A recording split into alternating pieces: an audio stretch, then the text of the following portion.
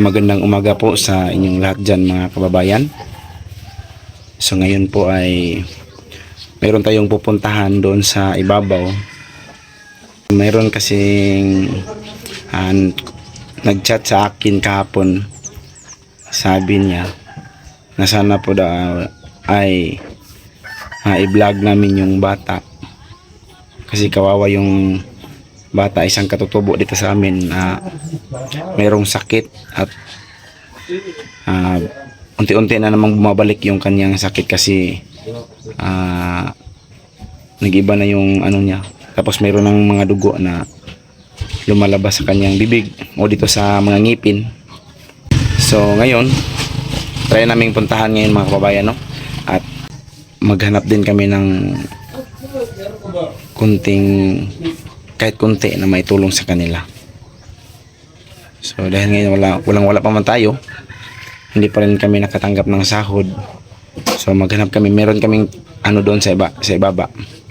Pwedeng ma-harvest na avocado, kaya harvestin namin mamaya. At yung income ibigay namin sa bata.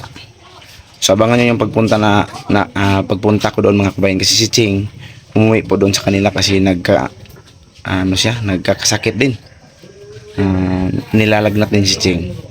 So umuwi doon sa kanyang papa sa ibaba. So abangan nyo yung video mamaya mga kababayan.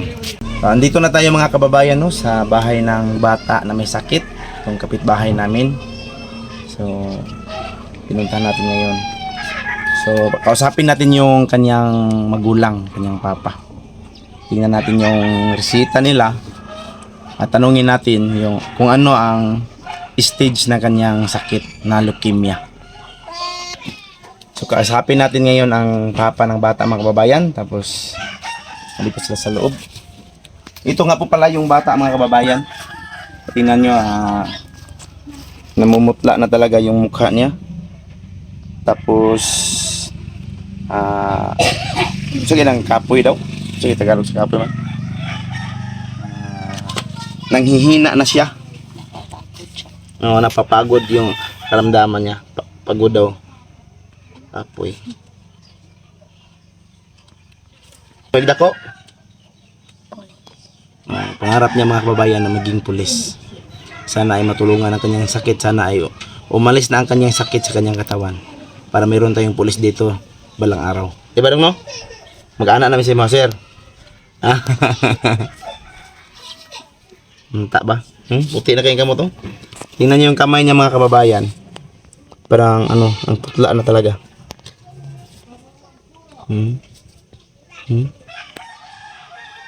Baktan ang baba.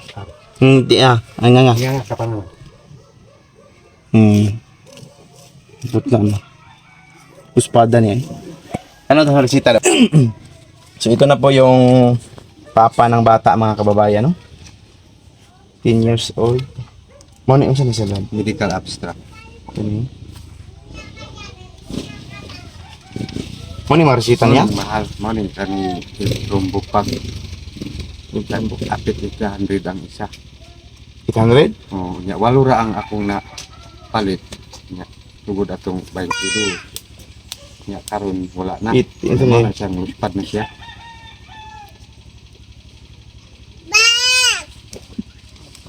Unsa to iyang kuan? Kay kani. Stage? Ito. Ito po mga kababayan, no, ang ano ng kanyang diagnosis. So, severe anemia, probably secondary to acute leukemia. Secondary to acute. So, posible. Wala pa gid siya acute. Padulong nga mo acute.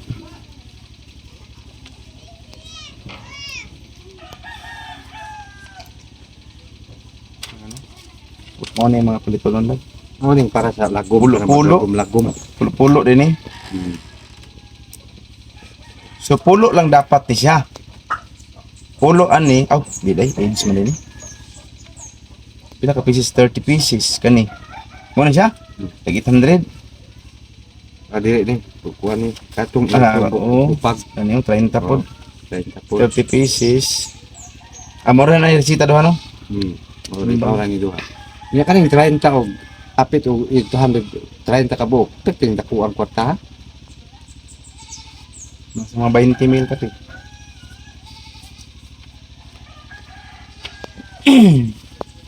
Kulang naman sa 22 ka buok. Ka. Ang balaki na. Kaya naman sa gwalo na. Hmm.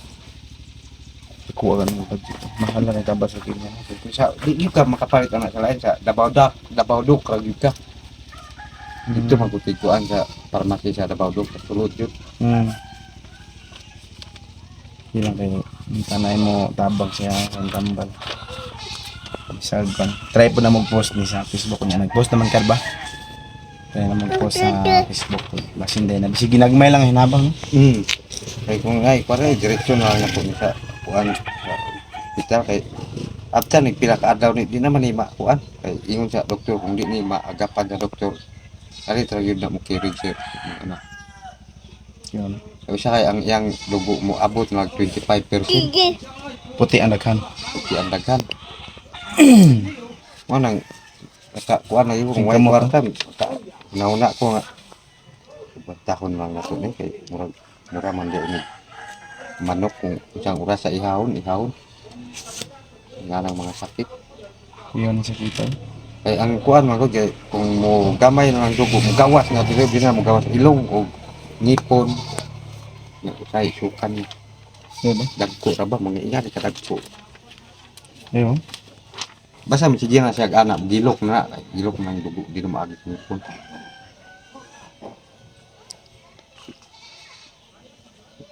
saya kena maluoy lagi ko di na kung kita kaya hawikan masya lakon kung tanaw ba siyempre mahirap mo abot unta siya 30 anyo Kami din sa doktor.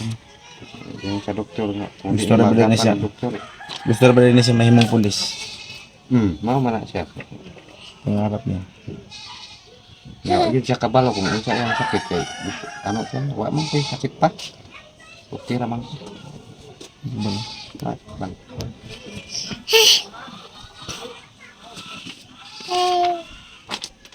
So, ito po mga kababayan, no? So, para po sa lahat dyan na may tulong. So, handa pong tanggapin ng pamilyang isdang. Pamilyang isdang mga kababayan.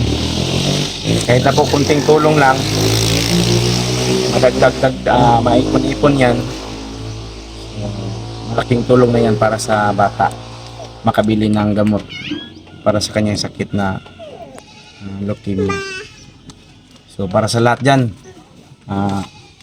lad, sa may panawagan mo sa mga viewers. ay, ang panawagan ako kung kiday maluoy ng bata kay siyempre ang iyang kinabuhi murag isud na kayo isa-isa ang kinabuhi ano kay gikan ko sa ospital kung di siya maagapan og doktor kalitra daw siya kiri niya kung di mapalit yung tambal kay ang napalit na ko walura ka buok niya tag sobra 700 wa naman gyud ko'y mahimo mao na siyang uli na lang ko diri sa bukid niya karon kay problema man kay sige na mag-awas ang dugo sa iyang bakba o ngipon niya kung mahurot na mukirig na siya o to ingon sa doktor nga ayaw kung naunta kay kwarta i-repair na lang kag Manila niya 5 million man pud ang magamit daw para dito sa Manila nga para lang nga maulian jud siya awa na lang kumiadto kay wa man kay kaon diri sa Davao niya samot nag Manila mao na siya kung kinsay mo tabang maluoy mo sa akong anak kay wa yun siya kabalo kung siyang sakit kay pangutan o nimo wa man siya sakit pero wala na luspad na kayo salamat kayo sa nag subaybay ani nga subaybay aning bata 10 anyos pa siya Pupoy Isdang iyang pangalan salamat So yun po mga kababayan, no? So sa lahat ng may tulong dyan, so pwede kayong mag-send sa GCash.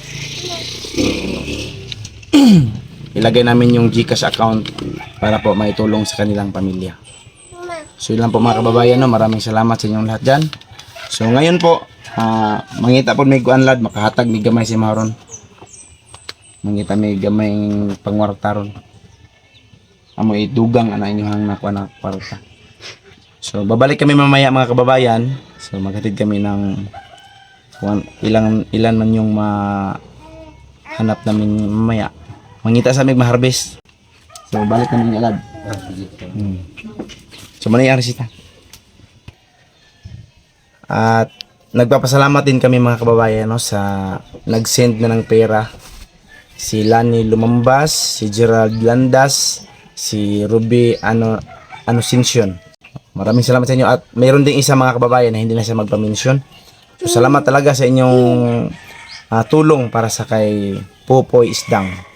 Sana po ay mayroon pang handang tumulong dyan. Kahit na yung sobra-sobra nyo dyan. Kahit piso lang yan, malaking tulong na yan para sa kay Popoy Isdang. So sana po ay makita ito ni KMGS, matulungan ito si Popoy Isdang. DXDC, unsan to DXDC yung DXDC ug si Randy Canyero sa 93.9. Ay, unsa ka na ito na pwede ako. Pwede rin i-direct message si Erin Lumusbog. yung message daw. Testingan ako ng i-charge ko na akong salita. Ito nga po pala mga kababayan no, si Popoy Isdang, ang batang may leukemia. So sa lahat po mga kababayan, sana po ay matulungan natin si Popoy Isdang. Kahit po sa kunting tulong ninyo, so maipon-ipon natin yan at makakatulong sa kanya.